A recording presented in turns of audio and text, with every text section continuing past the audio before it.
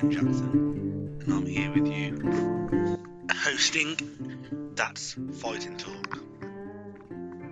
So we've had Supreme MMA 4, and I want to discuss a few things, what we learned about the fighters which participated.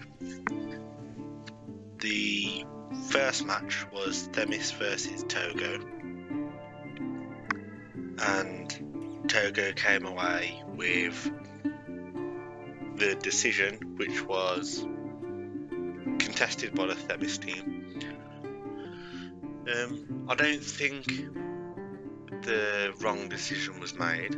I thought the fight was pretty competitive, but the right winner won.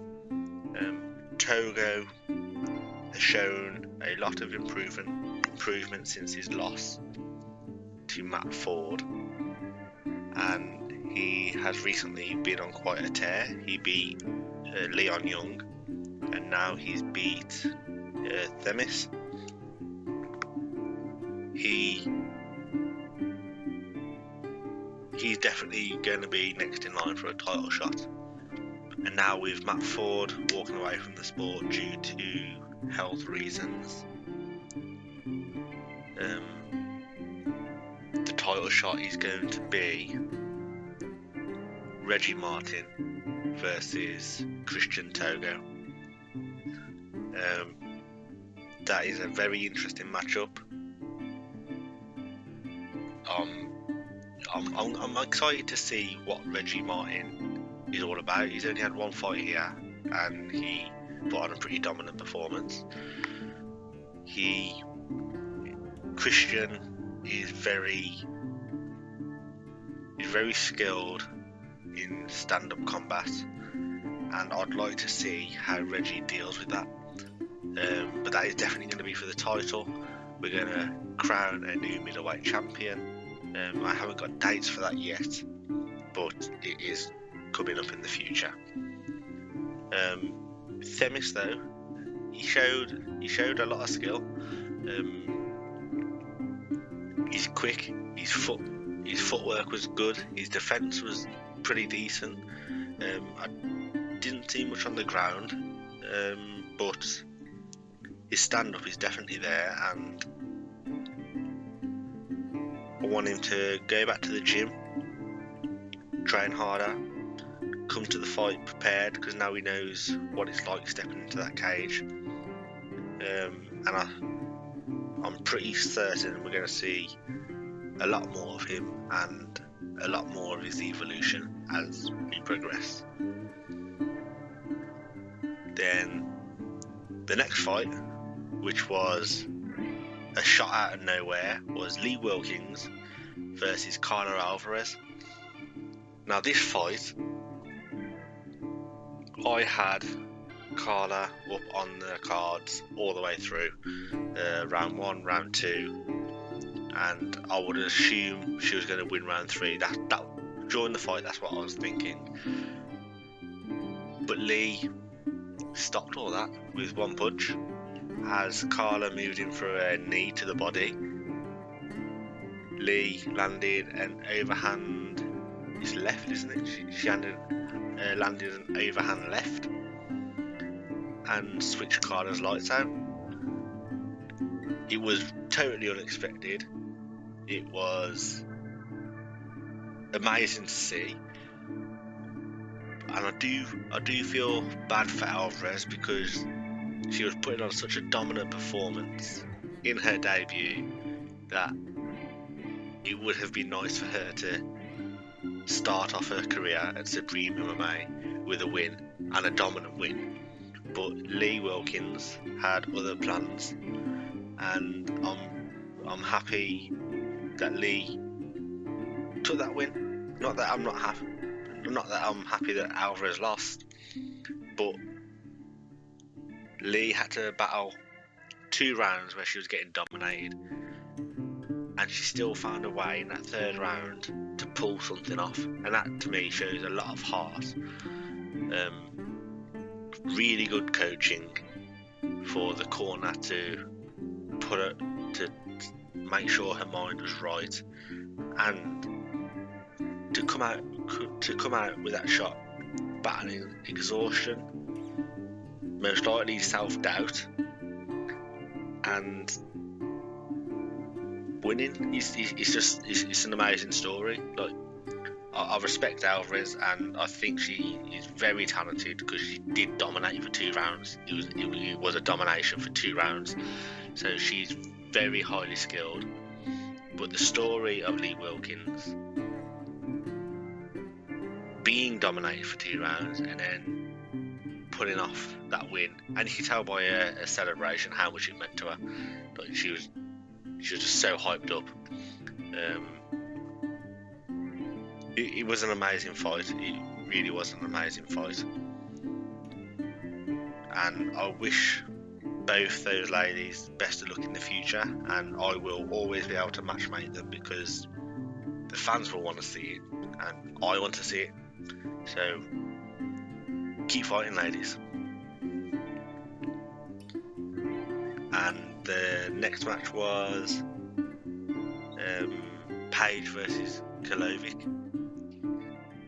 Now, we didn't know anything about Kolovic really, but we knew about Paige. Paige has been pretty unlucky in these fights. He's shown a hell of a lot of skill, but has been on the receiving end of He's been on the receiving end of losses. But he's stuck to it. He's been determined, and in this fight, he put on a clinic. He showed up in the stand-up, and I think he had the better in the stand-up. And then when he went to the ground against a known grappler, he pulled off the armbar and he dominated there. I thought this was a brilliant display of skills from Paige, and it does show that he belongs in Supreme MMA. He is a welcome member of Supreme MMA, and he has a bright future ahead of him if he can keep fighting like that against his opponents, where he dominates on the feet. If he goes to the ground, he can pull off submissions. Then I can see title shots in his future. I definitely can see title shots. He needs to pick up another win against a good name. I know he called out Alias, and that is an interesting fight on paper. On paper, I do want to see it, but Alias is coming off a loss, but he is coming off a loss to Young. So does that factor into the decision making I'm going to make? Young, as you know, is a very talented heavyweight. He just lost to Kabilov, but he put on a dominant performance here, and he's definitely got a title shot against Constrictor. But anyway, Paige is setting himself up with the correct match to be next in line for a title shot. Potentially, we've got to see how everything plays out at Supreme MMA 5.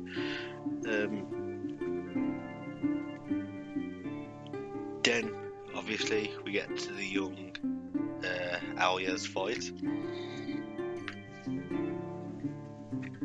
It just shows how good Young is. Alias is a powerful heavyweight.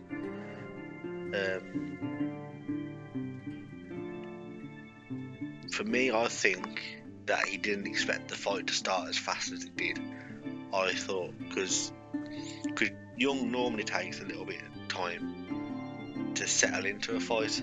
Like, if you look at his fights with Kabilov, it's towards the later rounds when he starts to shine and really start picking up his pace. And I think Alias planned for the fight to go the distance, and I don't think he was prepared for Young to come out as strong as he did in that first round, and he just got caught cold.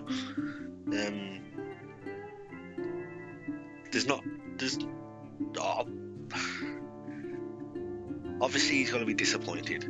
He's got to be disappointed, but I wouldn't judge that fight too harshly on yourself because of how good Young is, and it just weren't the right game plan. I think you would have learned a lot from that, and you'll definitely come back. You're talented. You're very talented. So keep at it. Keep fighting.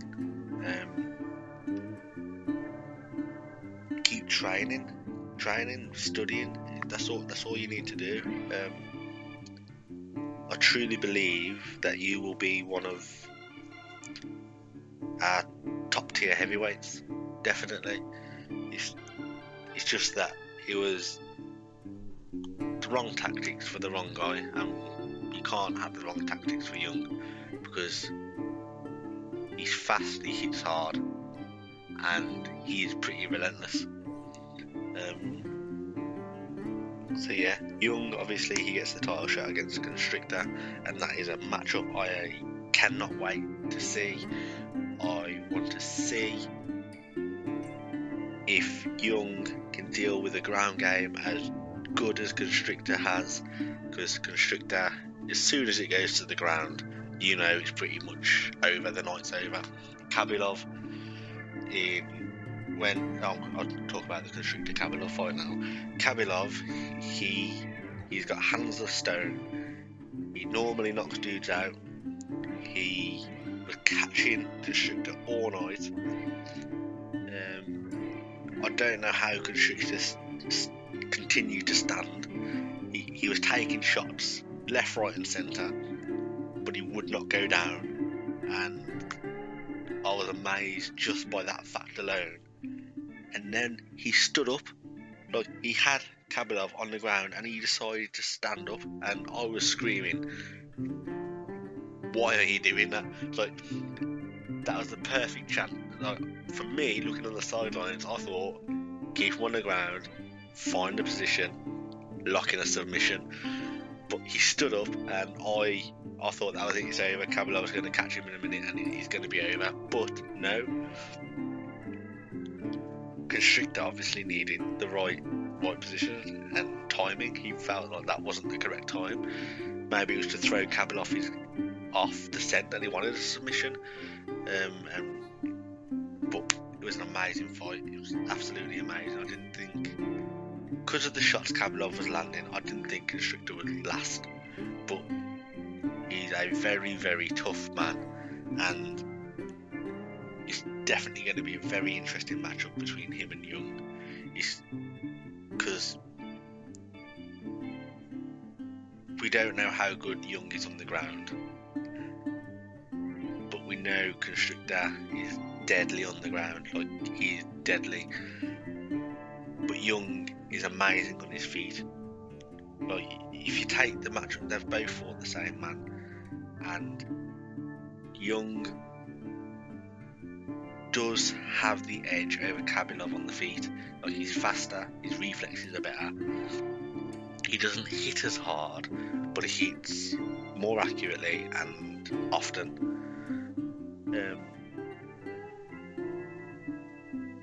Can Constrictor deal with the barrage of attack and the accuracy of the attacks rather than over the power? Because he dealt with the power perfectly.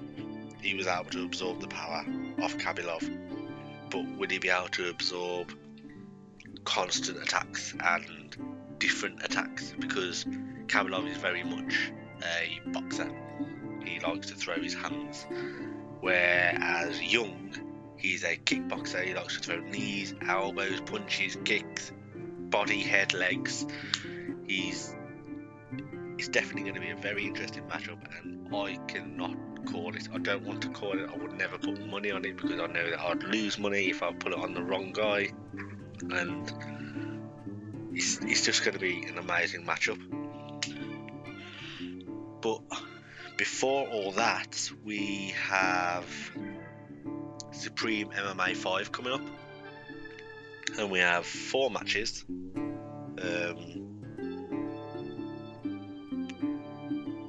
Let's start with the first match. We have Alvarez versus Young. Now, I didn't want to put Alvarez on this card because of her loss to Wilkins, but her team insisted that she was willing and ready to go, and they convinced me to put her on the card to go against Anna Young. Anna Young is the sister of Levi Young, but they have vastly different fighting styles. Anna Young, I've been told, is a submission specialist and is deadly on the ground, but she does have good kickboxing skills as well. But it's not like she's Levi. Levi is an outstanding striker, but Anna is a ground specialist. So this matchup is going to be very interesting because Alvarez has trained all her life to be an anti-grappler. She wants the fight to stay on the feet, and she has trained constantly to be an anti-grappler. So is Alvarez's anti-grappling skills going to be better than Young's submission skills? This matchup is very interesting. Even though I didn't want to make it because of how Alvarez lost, it's still a very interesting matchup, and I can't wait to see the outcome. Then next we have Leon Young versus Tyler Stevens, and I'm actually excited to see what both fighters bring to the table on this because both men are from MMA styles, which means they haven't mastered one skill and then adapted to MMA, like say Matt Ford. Matt Ford was an exceptional boxer, and then he trained in BJJ to cross over to MMA, and it worked well. Whereas these two men, they've purely trained in MMA combat. Um, this People always say like, oh yeah, master of all trade, good at all trades, master at none. But we know that in MMA that's not the case because there are certain skills that you yourself are better at, and I want to find out where Leon is the strongest and where Tyler is the strongest in this. Both have the ability to win, obviously, but this is a chance for one of them to step up here. This is a chance for them to step up, show who they are, and then they can move on to bigger fights into the future. Um, Depending on how they win and who wins, it's not who wins. Depending on how they win and how they lose determines how they go into the future here.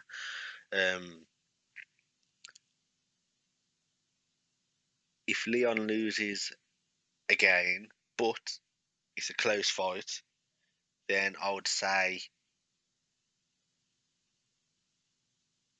his future is still stable. But if he goes out there and gets dominated, then he's got to ask himself some questions here. Um, I think he's a very talented lad. He's he's definitely got the skills to be in Supreme MMA, but he might have to adapt certain things or change a team because if he gets dominated here, he has to ask the question like, is what I'm doing working for me? Tyler, if if he goes out and dominates, then we know that we can put him in there with the Reggie Martins, the Christian Togos, um, who are currently challenging for the title. Um, but if Tyler loses, It's a huge blow to his debut. Then we have Munster versus Kalovic. See, Kalovic, he asked for this fight. Um, he asked me to match him with Munster. Munster had no issues accepting the fight. He's been itching to get back in there. Um, but yeah, this is a striker versus grappler. But let's not pretend that Munster's a slouch on the ground or Kalovic is weak on the feet, because that's not the case. Kalovic has shown that he had power on his hands, and he's a very solid guy in the stand-up game. But Solomon Munster is very well versed in wrestling, so Kalovic cannot take his ground game lightly, and he has to initiate a decent stand-up to execute good groundwork. But it's not going to be easy for either men, because if Munster thinks he's just going to go out there and bang out Kalovic on the feet, then Kalovic might have a few tricks up his sleeve to catch him by surprise. And if Kalovic thinks he's just going to take him down and beat him into the ground, then I don't think this is going to be an easy night for both. If they come in thinking it's going to be an easy night for both, they have to take each other seriously. The threat is real, both on the feet and on the ground, for both men. So I'm interested which game plan is going to prevail here. It's another interesting fight. Every fight is an interesting fight, and that's why I'm really looking to be the boss here at Supreme MMA, because every fight is a really interesting fight.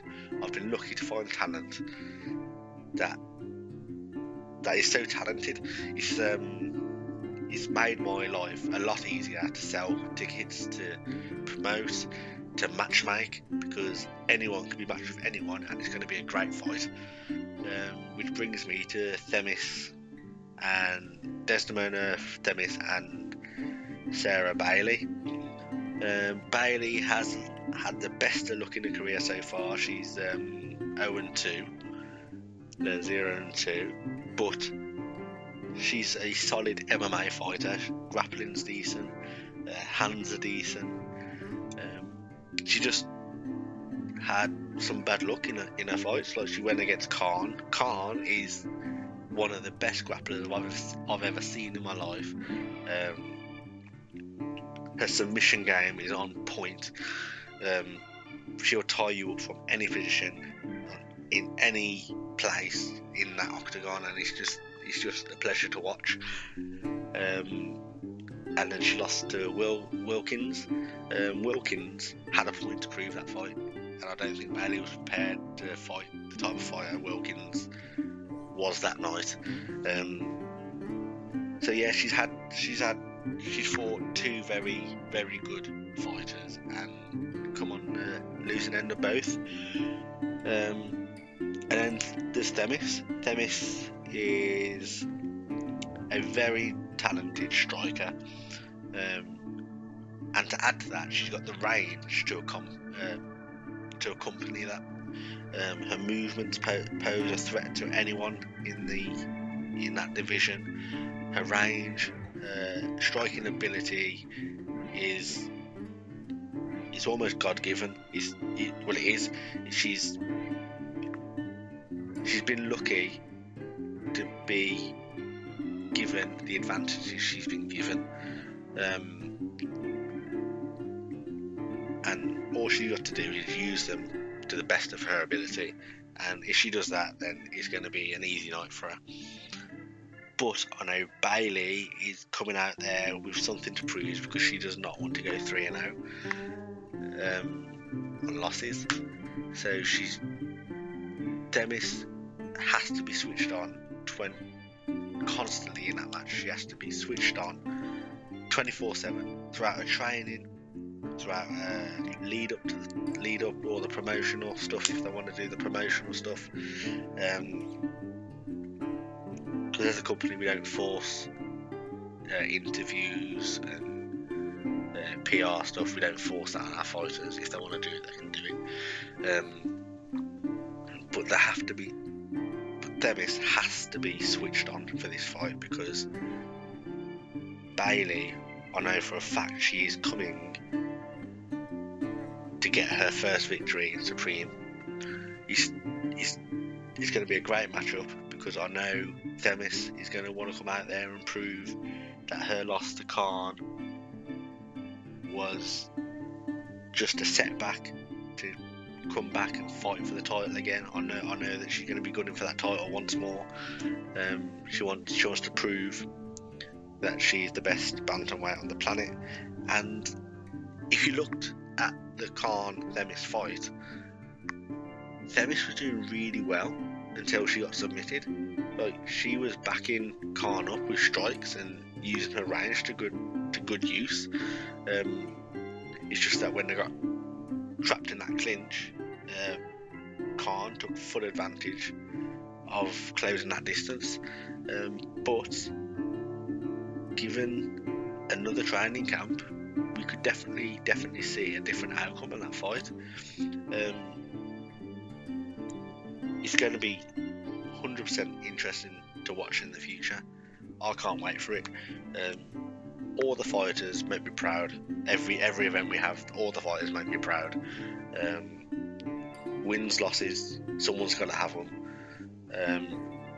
You just got to keep fighting, keep training, keep going, and I can't wait to see you all compete again. But yeah, this is a fighting talk, and I think that's me done here. Oh, one more thing. Because of the team around me, I think I've told you this on Twitter, but I have signed up to a company so I can tick off a box for one of my lifelong dreams of becoming a professional wrestler. So keep an eye out for that. The company is the XWF. And yeah, I'm really excited to get that started. So I will see you all soon, and thank you for listening.